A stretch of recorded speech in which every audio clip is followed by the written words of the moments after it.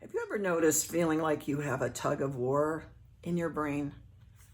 2 or 3 different voices all saying, yeah, do it. No, don't do it. Yeah, go for it. No, no, what if we make a mistake? Well, I'm here to tell you that I don't know anyone I've ever met or coached or worked with, including myself, that doesn't have those different voices in their head. And I'm here to help you understand it a bit more. And I have a tool for you to help you start to bring those voices more into harmony with each other. My name's Gail Sussman-Miller, and I'm happy to introduce you to a concept I love, which is your board of directors. I want you to imagine a board of directors in your head and to represent them. And I'd love for you to draw this on a piece of paper. I want you to draw a conference room table and chairs around the edge. So at a young age and all the way through your life, you have developed these voices. They're messages you've learned as a child, messages that you may have learned in school, past jobs, life experiences. So imagine that you have one courageous part that says, yes, let's go try out for that job. Yeah, we know we can do it. We would like it. You have another voice that might say, similarly courageous, let's go speak in front of that audience of 100 people. You've really got a message you care about. You want to help them. You want them to learn. So let's put that courageous voice in one of the chairs, and you can label these.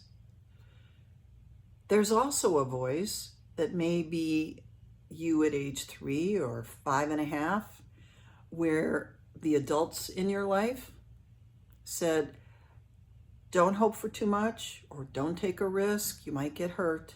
Play it safe. Don't make mistakes. You need to learn from your mistakes, and messages like that.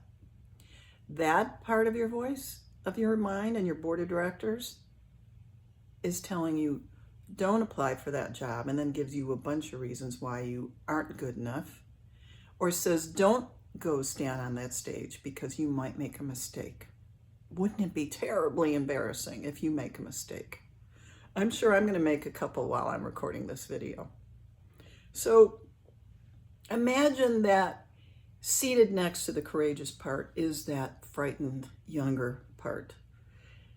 There's also members in your board of directors in your head that have been taught to please people.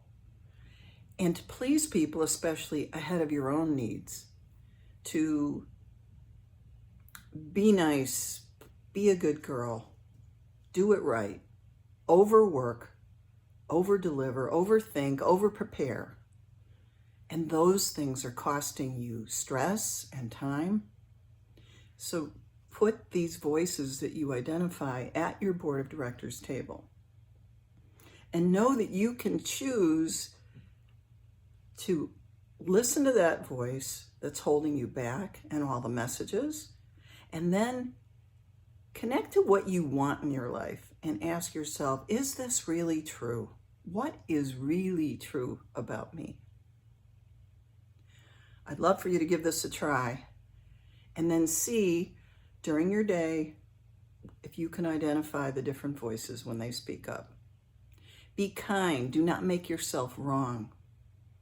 Be loving and compassionate and say, oh, yes, I understand that little voice. It is trying to protect you, because that younger child said, if I don't please these people, those grown-ups that feed me and hug me and tuck me into bed at night, I could die. I can't survive. Well, those messages are no longer true for you. Those are old beliefs. So please keep your board of directors in mind.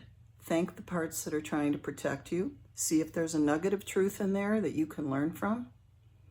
And also listen to the empowered, strong voice that comes from what you want in your life. And decide, I'm going to do it differently. I'm going to stand up for that part that I really do believe in. If you ever need any help with this, or you'd like to get some guidance on steps to work through these issues for yourself, please let me know. Thank you for listening, and thank you for exploring those voices in your board of directors.